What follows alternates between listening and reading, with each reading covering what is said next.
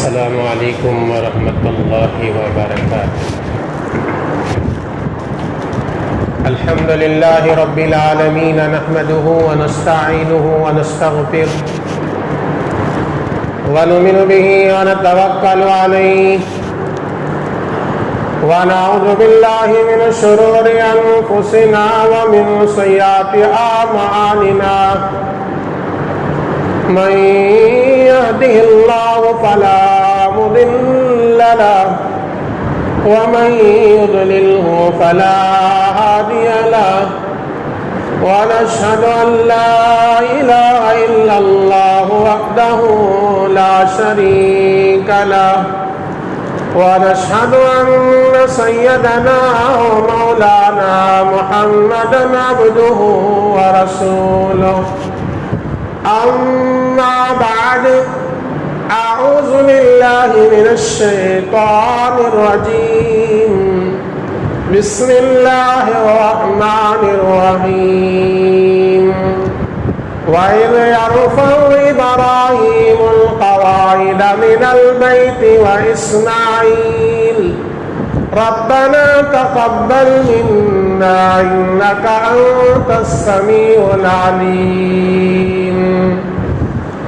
وقال النبي صلى الله عليه وسلم الحج المبرور ليس له جزاء إلا الجنة، أو كما قال عليه الصلاة والسلام۔ اللهم صل على سيدنا محمد وعلى آل محمد أفضل صلاتك بعدد معلوماتك، بارك وسلم عليه۔ معزز سامعین کرام، نوجوانان اسلام، بزرگوں اور دوستوں، اللہ جل جلالہ و عم نوالہ کا بہت ہی بڑا کرم ہوا۔ اللہ تبارک و تعالی نے مجھے اور آپ کو تھوڑی دیر دین کی بات سننے اور سنانے کے لیے جمع کیا ہے، اور یہ بات اچھی طرح یاد رکھ لیں، پیارے آقا حضور اکرم صلی اللہ علیہ وسلم ارشاد فرماتے ہیں، جو بندہ گھر سے اس ارادے سے مسجد کو پہنچتا ہے میں کچھ دین کی باتیں سنوں گا یا سیکھوں گا اور عمل کروں گا، تو اس ارادے سے آتے ہیں تو اللہ تعالی اس بندے کے گناہوں کو معاف کر دیتا ہے۔ یہ اللہ کا بہت بڑا کرم ہے۔ میرے دوستوں، گزشتہ جمعہ یہ باتیں ہم لوگوں کے سامنے آئیں کہ حج اسلام کا ایک بہت بڑا رکن ہے جو اللہ تعالیٰ نے مالداروں کے اوپر فرض کیا ہے، اور حج میں آدمی جلدی کرنا چاہیے، دیری نہیں کرنا چاہیے۔ حج کرنے سے اللہ تعالیٰ زندگی بھر کیے پورے گناہوں کو معاف کر دیتا ہے۔ اللہ تعالیٰ حج سے کیسے گناہ معاف ہوتے ہیں، حج میں کتنے فرائض ہیں اور قربانی کتنی اہمیت رکھتی ہے، وہ چند باتیں اس جمعہ عرض کرنے کی کوشش کرتا ہے۔ سب سے پہلے یہ بات یاد رکھنا چاہیے، حج کرنے والا حج اللہ کو راضی کرنے کے لیے کرنا چاہیے۔ کیوں؟ قرآن میں خود اللہ تعالیٰ نے کہا، قرآن کریم کا دوسرا سورہ سورہ بقرہ آیت نمبر 109 پر 6 میں اللہ تعالیٰ نے حج کرنے والوں کے لیے قانون بتایا. اللہ تعالیٰ نے کہا وَلِلَّهِ عَلَى وَأَتِمُّوا الْحَجَّ وَالْعُمْرَةَ لِلَّهِ. حج اور عمرہ اللہ کو راضی کرنے کے لیے کرو. نام نمود مقصود نہ ہو, دکھلاوا مقصود نہ ہو, لوگوں کو خوش کرنا مقصود نہ ہو, بلکہ حج کرنا ہے اللہ کو راضی کرنے کے لیے. اور قربانی کا ذکر کرتے ہوئے اللہ تعالیٰ نے کہا کہ قربانی بھی کرو تو اللہ کو راضی کرنے کے لیے. اللہ تعالیٰ قرآن کریم کے بالکل چھوٹی سورہ جسے سورہ کوثر کہتے ہیں, اس میں اللہ تعالیٰ نے کہا فَصَلِّ لِرَبِّكَ وَانْحَرْ. آئے نبی صلی اللہ علیہ وسلم, آپ نماز بھی پڑھو تو اللہ کو راضی کرنے کے لیے, اور قربانی کرو تو بھی اللہ کو راضی کرنے کے لیے قربانی کیا کرو.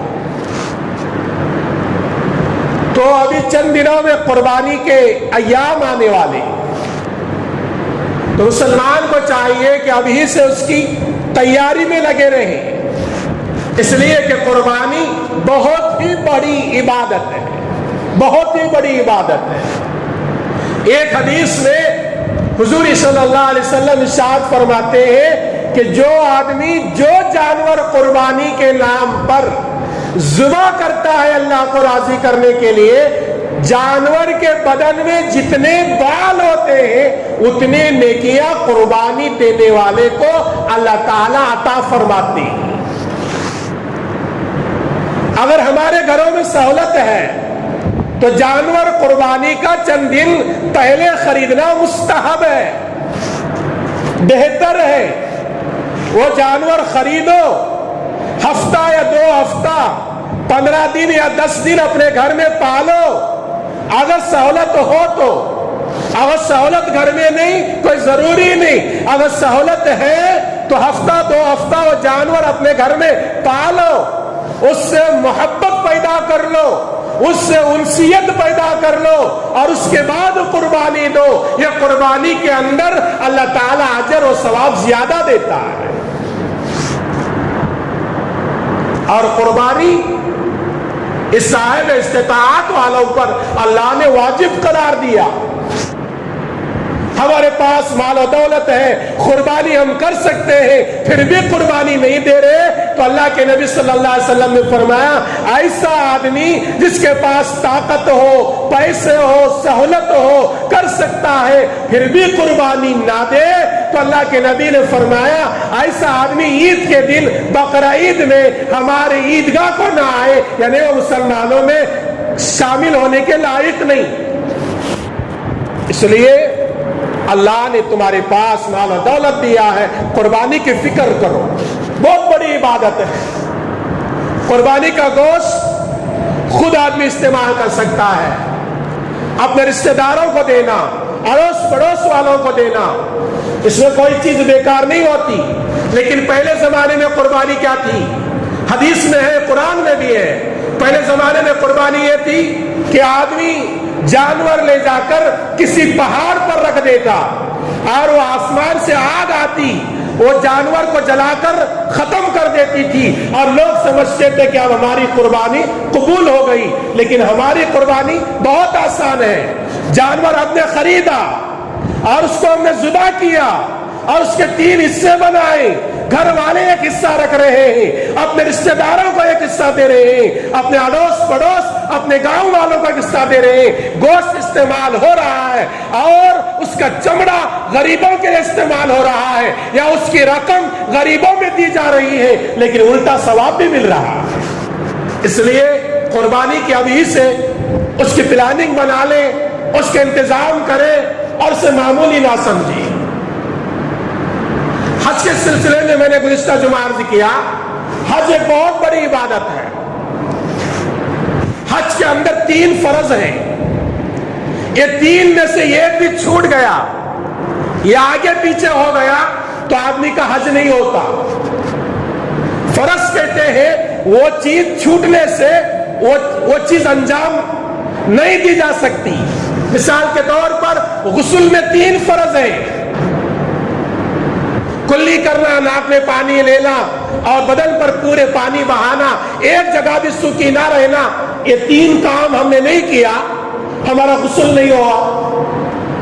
اسے بولتے ہیں فرض, جس کے چھوٹنے پر وہ عمل انجام دے بھی دیا, تو نے پورے بدن پر پانی بہایا, کلی نہیں کیا تھا, ناک میں پانی نہیں ڈال لیے تھے, تو ہمارا غسل نہیں ہوا. اسے کہتے ہیں فرض.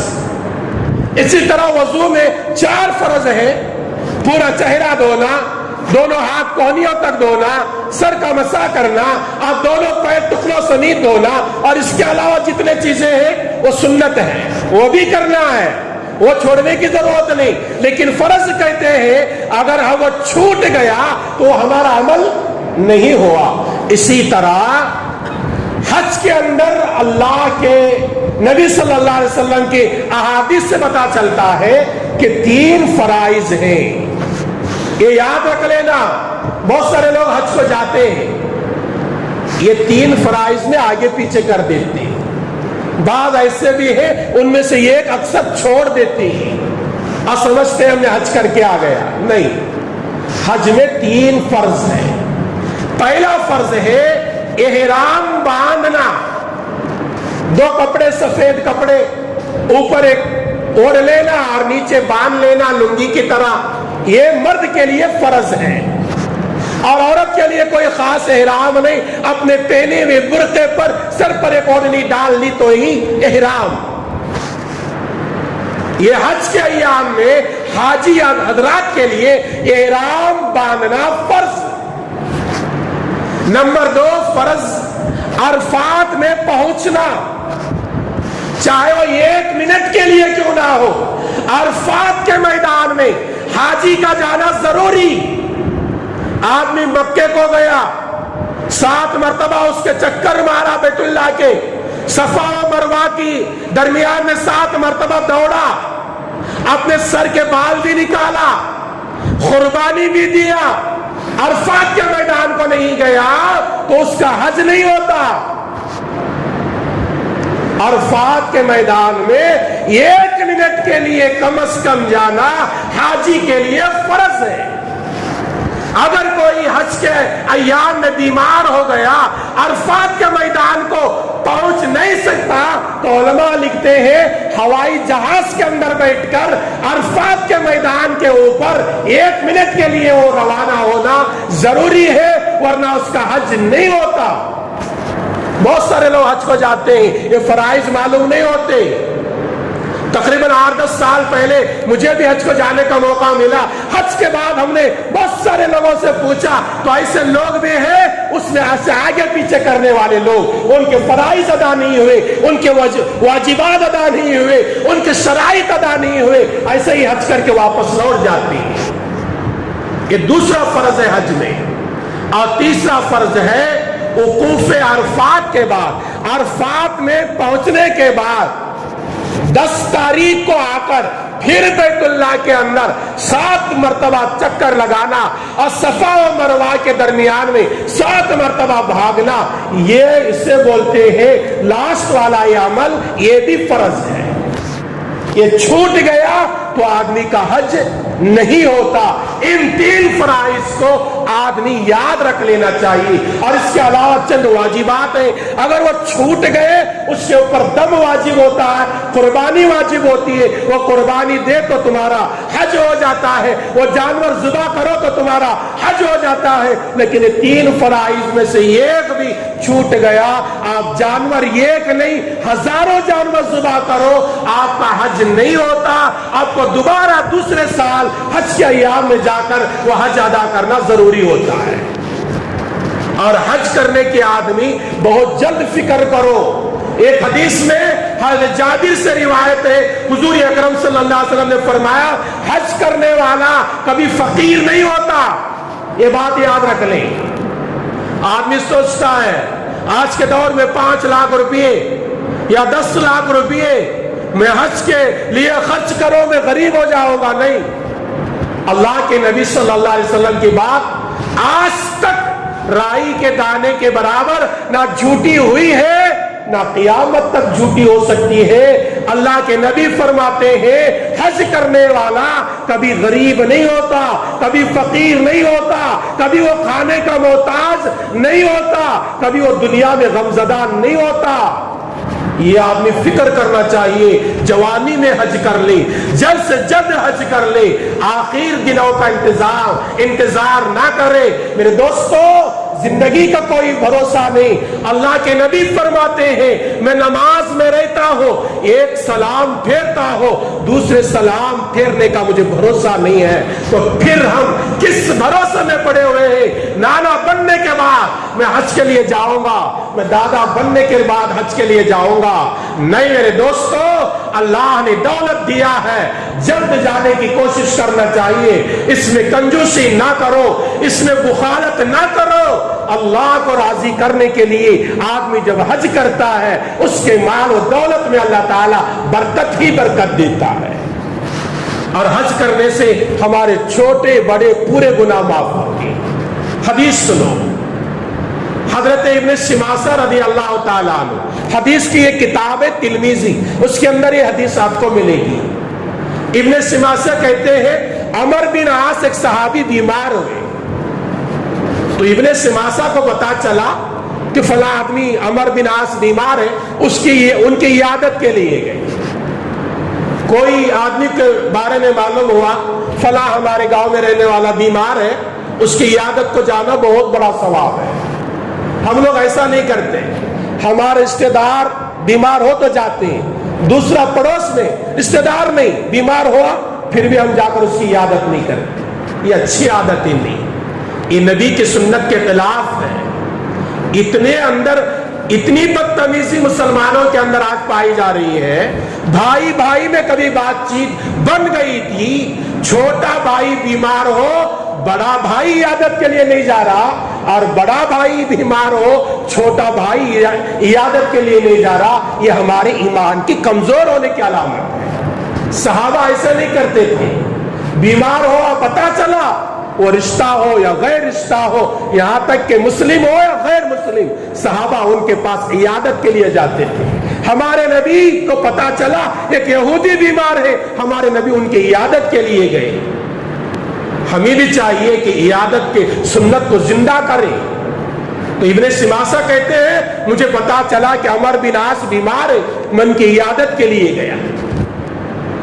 इयादत के लिए जो आदमी जाता है, शरीयत में कुछ कानून है, ज्यादा देर तक नहीं बैठना, वो कितनी बड़ी बीमारी में मुब्तला क्यों ना हो, उसको हिम्मत दिलाना, उसके हिम्मत को कम करने वाले बात नहीं करना वहां।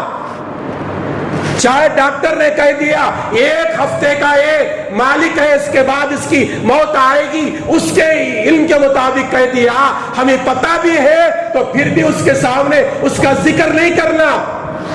ये इयादत के कुछ उसूल हैं। जाकर हिम्मत दिलाना, उसके लिए दुआ करना और उससे दुआ की दरखास्त भी करना, ये हमारे नबी का सुन्नत तरीका।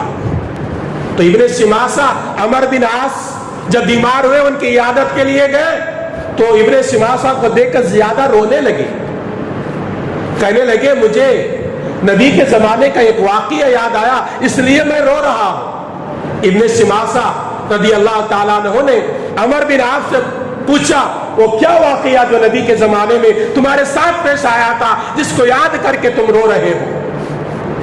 तो अमर बिन आस रज़ी अल्लाह ताला अन्हु ने इरशाद फरमाया, मैं अभी मुसलमान नहीं हुआ था, गैर मजहब को चाहने वाला था।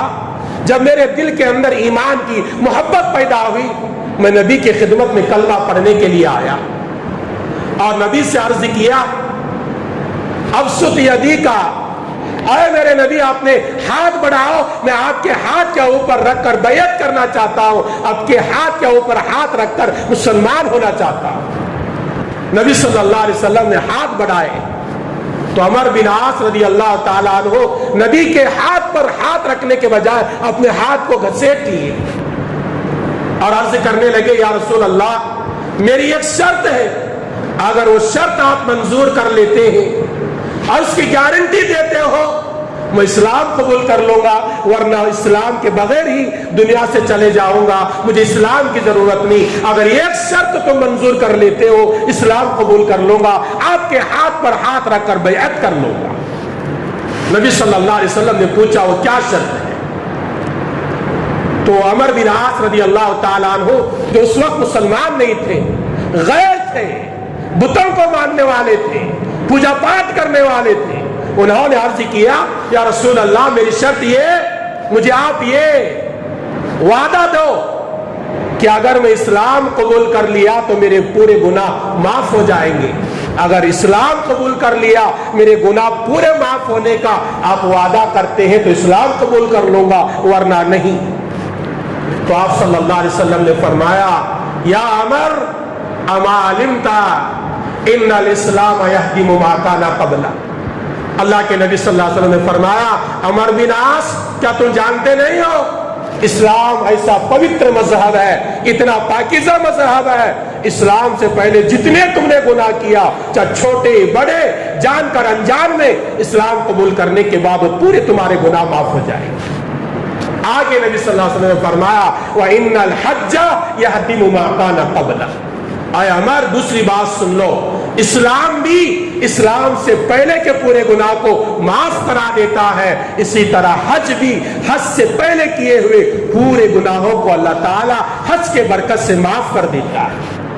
آگے فرمایا وَإِنَّ الْحِجْرَةَ تَهْدِمُ مَا كَانَ قَبْلَهُ، اور اللہ کے لیے ہجرت کرنا یہ بھی ہجرت والا عمل بھی آدمی کے ہجرت سے پہلے کے پورے گناہ کو معاف کر دیتا ہے۔